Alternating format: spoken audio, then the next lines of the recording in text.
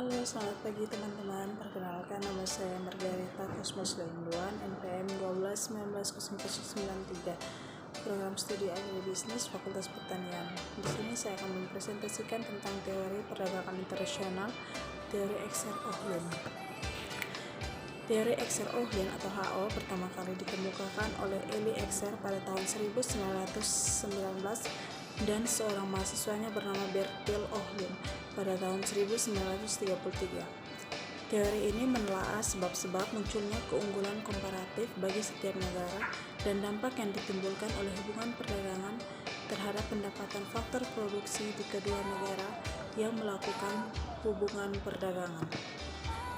Suatu negara akan memproduksi komoditas yang produksinya memerlukan penggunaan intensif faktor produksi negara yang jumlahnya relatif berlimpah dan murah, dan mengimpor komoditas yang produksinya memerlukan penggunaan intensif faktor produksi negara yang jumlahnya relatif langka dan harganya mahal.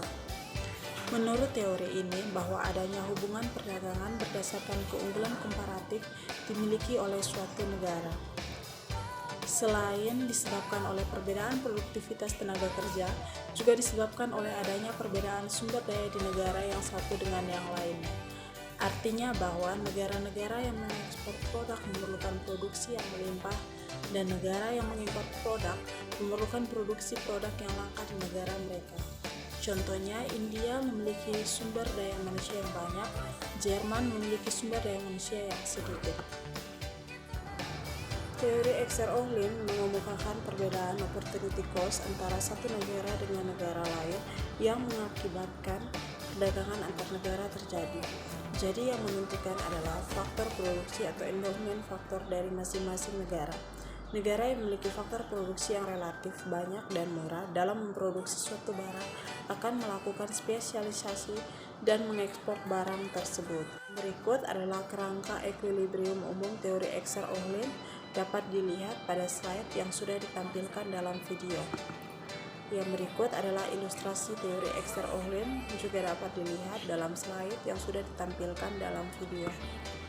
Yang berikut dalam teori Ekser-Ohlin menggunakan dua kurva, yaitu kurva isokos dan kurva isokuan. Kurva isokos dan isokuan dapat dilihat dalam slide yang sudah ditampilkan dalam video. Yang berikut asumsi teori. Ada dua negara, dua komoditas, dan dua faktor produksi. Kedua negara menggunakan teknologi yang sama dalam produksi. Komoditas X adalah padat karya dan komoditas Y adalah padat modal di kedua negara. Kedua komoditas yang diproduksi diukur dalam skala hasil konstan.